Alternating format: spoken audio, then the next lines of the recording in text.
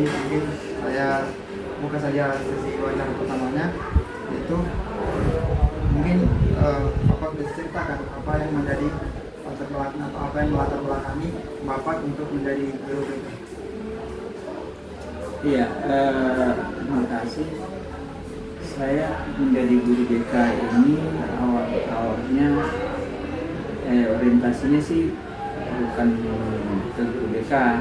Nah, setelah saya masuki di lingkup kampus, maka motivasi yang ada ya seperti apa yang sudah membantu sekolah dalam mengembangkan atau melihat potensi-potensi atau bakat siswa atau murid kita untuk bisa dikembangkan secara optimal. Seperti itu. Bagaimana Bapak klasikan dan mewujudkan profesionalisme dalam konteks menjadi guru bimbingan dan konseling? Begini, kita di sini kalau guru BK ya untuk membantu sekolah, membantu siswa di dalam perkembangannya untuk mencapai manusia yang berkembang secara optimal, secara sesuai dengan apa yang diinginkan oleh anak tersebut dalam hal menjalankan kesehariannya, kehidupan sehari-hari dalam di dunia pendidikan ini. Kita bantu dia dalam menyukseskan belajarnya, menyukseskan cita-citanya, seperti itu. Itu tujuan Bapak Ya. untuk menyukseskan salah satu murid atau buat dengan sekolah ini. Semua. Oke, lanjut Pak. Dalam praktik sehari-hari, prinsip ketika apa yang paling sering diuji? Bisakah diceritakan pengalaman menghadapi dilema etika dan bagaimana mengatasinya? Tematika ya. Jadi kalau kita kegiatan sehari-hari ini tentunya di sekolah, hampir semua sekolah mungkin yang ada di wilayah ini atau mungkin di Indonesia itu pasti untuk kegiatan-kegiatan sekolah sehari-hari pasti ada pelanggaran-pelanggaran klasikal yang bisa kita temui. Ada yang mungkin lambat karena gangguan, mungkin ada motornya, ada juga yang mungkin bolos. Ya, itu kan hal-hal yang sifatnya klasik yang kita temui di lingkungan sekolah. Terus juga yang bisa dilema yang kita ini seperti yang terjadi baru-baru ini kan itu dilema juga buat kita, dilema kita.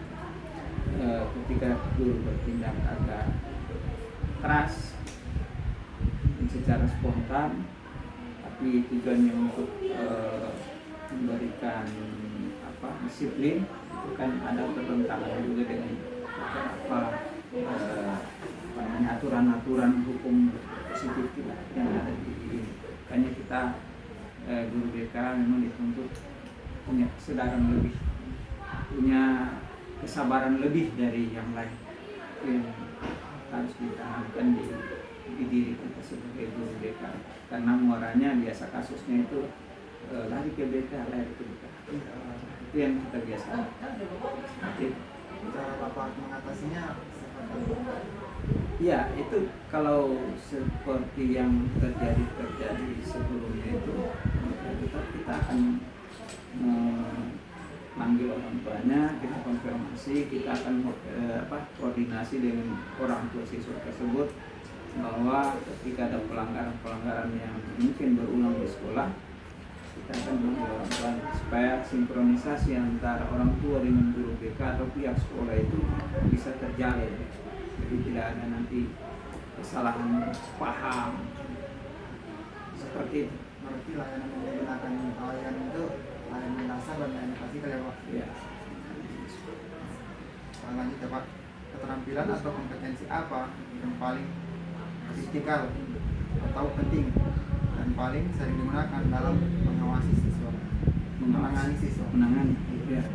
Ya seperti kita di sini kalau ada kan namanya pelayanan itu yang insidensial, seperti pelayan, bolos, penyebaran dan sebagainya itu yang namanya insidensial seperti itu biasanya kita akan berikan peringatan secara tertulis, dan kalau itu berulang kita akan lakukan penundaan orang tua berkoordinasi. Nanti hampir sama dengan yang tadi, Pak. Iya, seperti itu. Kalau insidensial seperti itu. Kalau layanan setelah kita asesmen, semuanya kita asesmen awal, siswa ini membutuhkan penanganan khusus, nah itu kita konseling inti. Lanjut ya, Pak. Bagaimana Bapak menjaga dan meningkatkan kompetensi guru secara berkelanjutan, misalnya dengan mengikuti pelatihan, seminar dan sebagainya. Ya, beberapa tahun kemarin saya ada di Makassar untuk kegiatan bimbingan teknis tentang mengatasi perundungan kekerasan atau apa namanya yang terjadi di sekolah, bullying. Itu dibuatkan, diharapkan membuat tim yang ada di sekolah anti kekerasan dan bullying terhadap anak.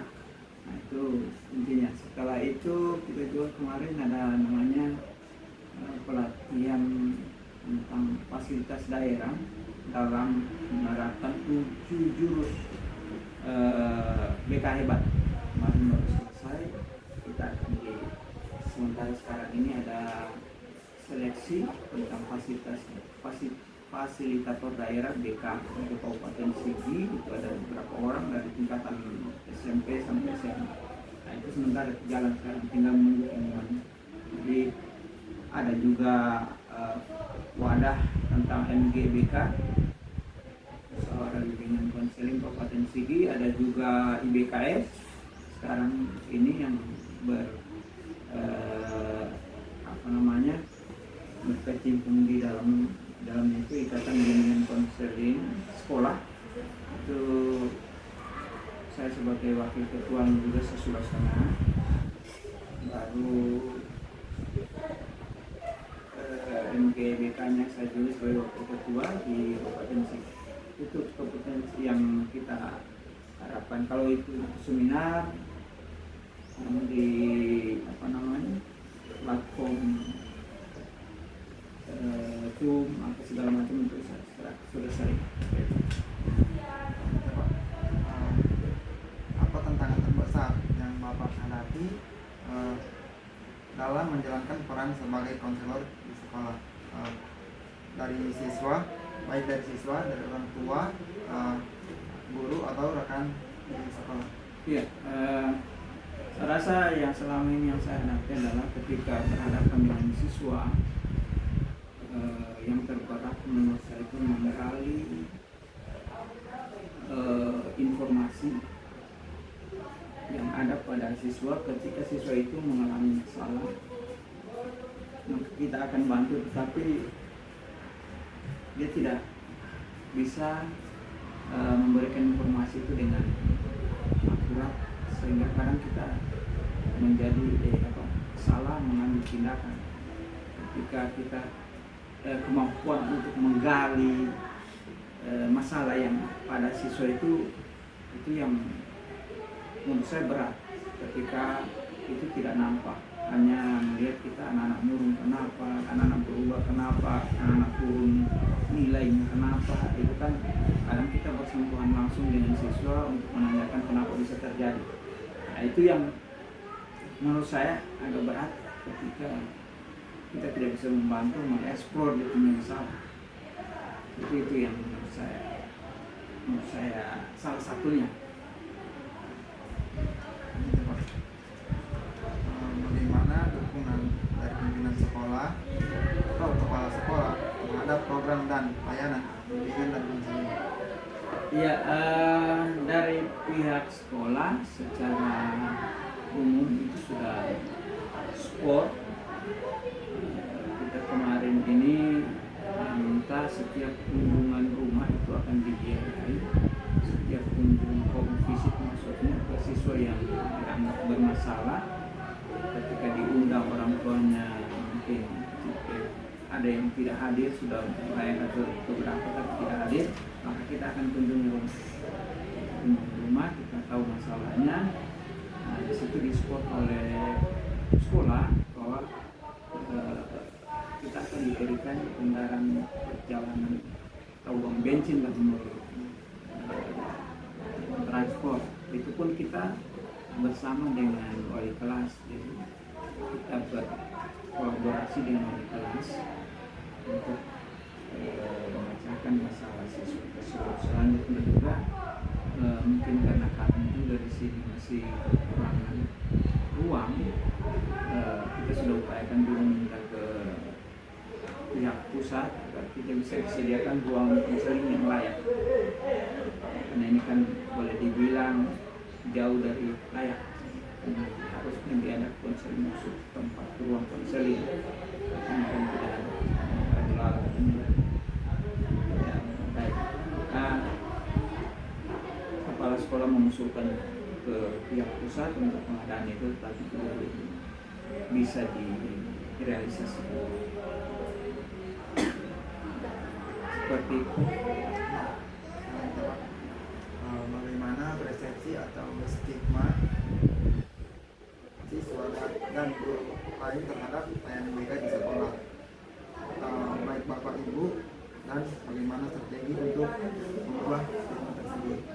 Ya, memang sebagian ada stigma yang melekat kepada beberapa guru BK yang ada di sekolah, bahwa katanya guru itu BK duduk cerita sana kemari, tidak jelas apa yang dikerjakan. Itu kalau stigma itu saya rasa itu tergantung dari apa namanya sikap kita sebagai guru BK. Ketika kita sibuk juga dalam menangani siswa, kita sibuk juga dengan sebenarnya tugas BK ini banyak tugas BK. Kita sebenarnya tidak bisa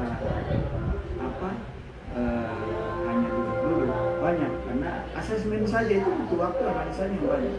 Nah, itu tugas sebenarnya. Tapi kalau guru lain kita lihat kita dulu, ada beberapa hal yang memang mereka tidak pahami.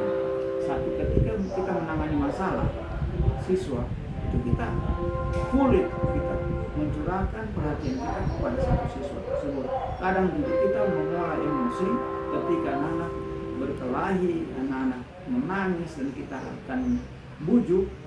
Nah, di situ luar biasa kita harus emosinya kita harus full ke situ. Nah, itu kan jiwanya kita capek juga. Tapi mereka tahu itu kita menangani siswa, setelah itu selesai. Padahal tidak seperti itu, karena kita harus follow up lagi, apa layanan yang kita berikan itu sudah berdampak kepada siswa tersebut atau tidak. Nah, itu kan harus dievaluasi lagi. Kalau penanganan kita itu berdampak, nah seperti apa laporannya kan, nah, apakah masih ditindaklanjuti atau sudah tuntas atau belum. Nah, ini kan yang mereka tidak tahu. Yang mereka tahu itu ditangani selesai, itu sudah habis.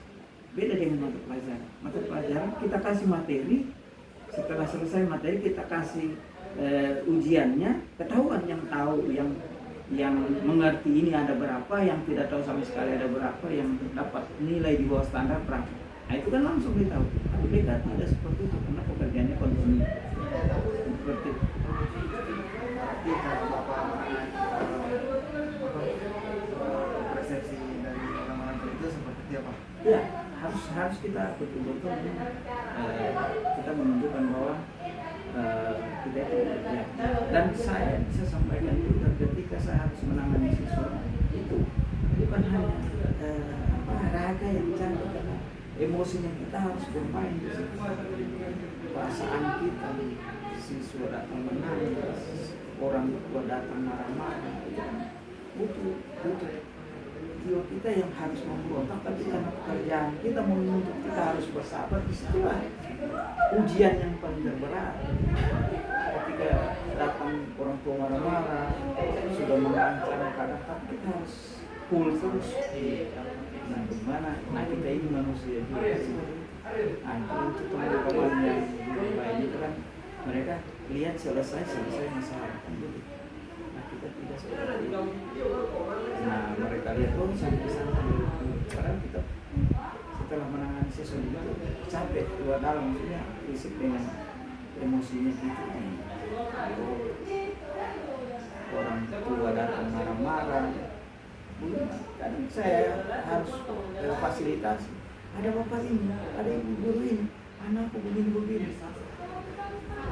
Oh, ada beberapa mungkin hari ini dia tidak masuk. Kan kita harus jaga jangan sampai terkena. Jadi memang pintar-pintar kita di gereja jangan sampai itu timbul konflik. Banyak juga sih sudah ketahuan berbuat melanggar tapi ngotot tuh. Nah itulah di sini Pak harus betul-betul bersabar. Saya sudah hampir 15 tahun, 17 tahun saya mengabdi. Ya, alhamdulillah banyak cobaan, banyak sakit hati juga, tetapi tetap legowo dengan pekerjaan kita. Awalnya memang kita, kalau begini modelnya kayaknya tidak bisa.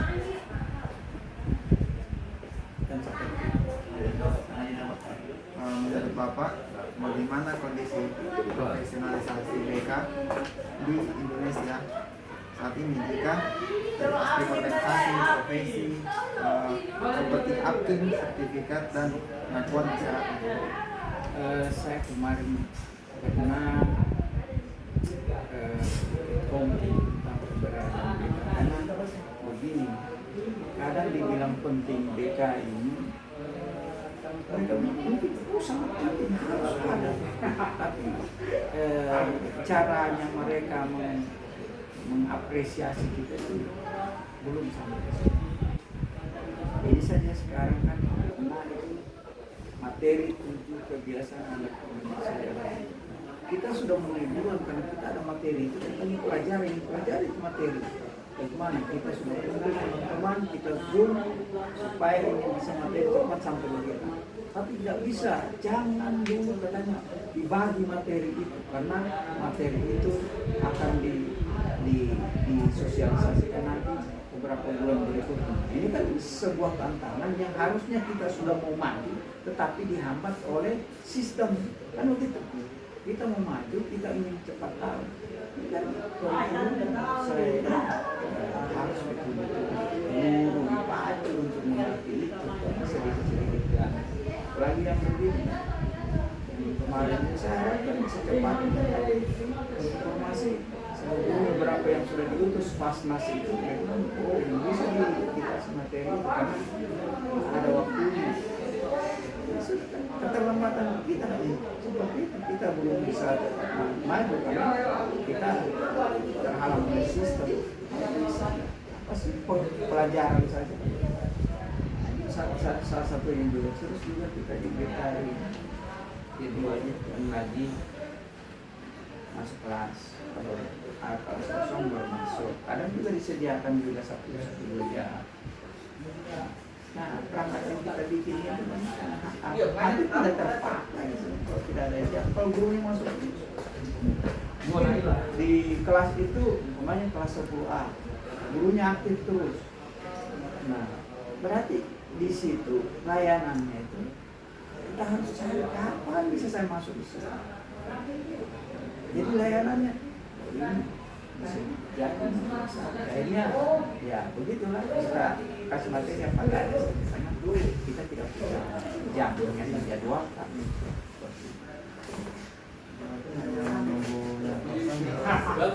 Ya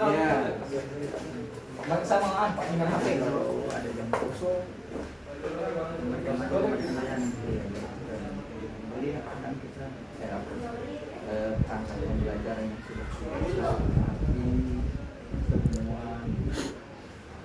Kalau seperti itu, kalau dalam satu semester itu dia itu untuk guru itu hadir tepat waktu dan dia menjalankan sudah sesuai 100%, mana kita punya jam bisa masuk.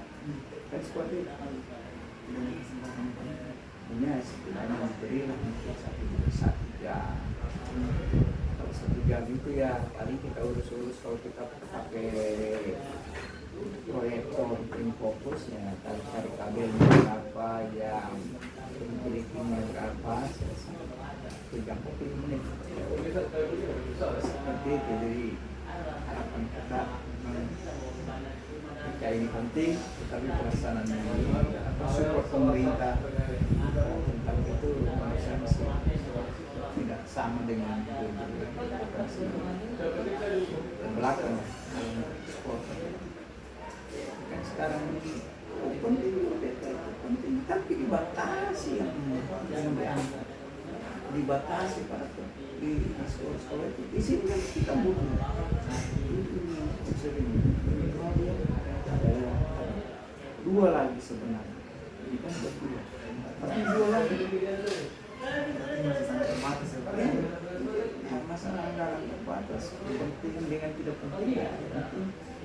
Apalagi saya di Turun, tinggal beliau ini di sini. Di sana saya butuh pekerjaan.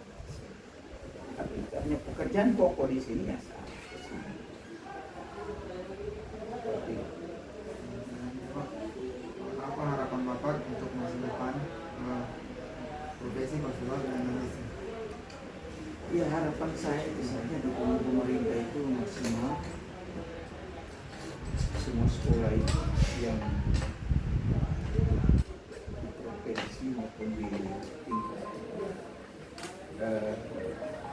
kabupaten atau di SMP itu dia harus memang diupayakan punya gedung sendiri atau ruang sendiri yang memadai untuk kita bisa memberikan layanan yang maksimal pada si infrastruktur saja ini yang kita masih setengah. Ada di sekolah ini kan boleh dibilang sama satu sih, tapi ruang BK memang kan kemudian bilang ruang BK ini ruang BK ini ruang motivasi saja, karena ruang BK itu harus ya face to face, tidak ada yang lalu-lalu.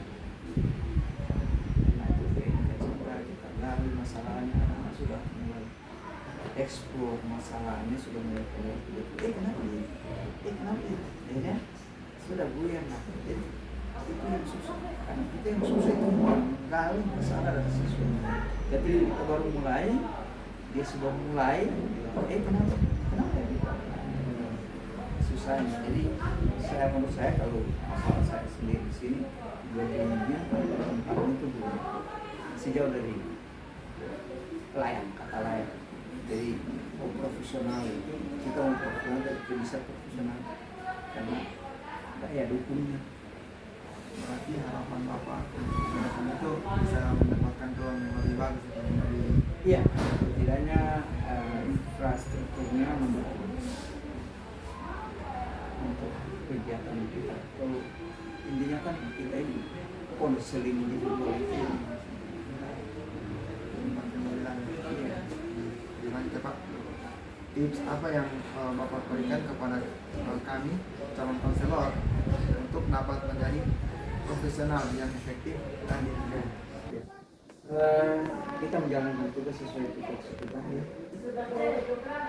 Menjalankan tugas sesuai tupoksi dan disiplin sebagai role model bagi orang-orang sekitar kita atau siswa-siswa kita, kalau kita selanjutnya juga tidak lupa kita betul-betul menjadi role model bagi siswa kita sesuai dengan atau aturan-aturan sebagai proyektur kita menuju guru yang profesional, guru BK yang profesional.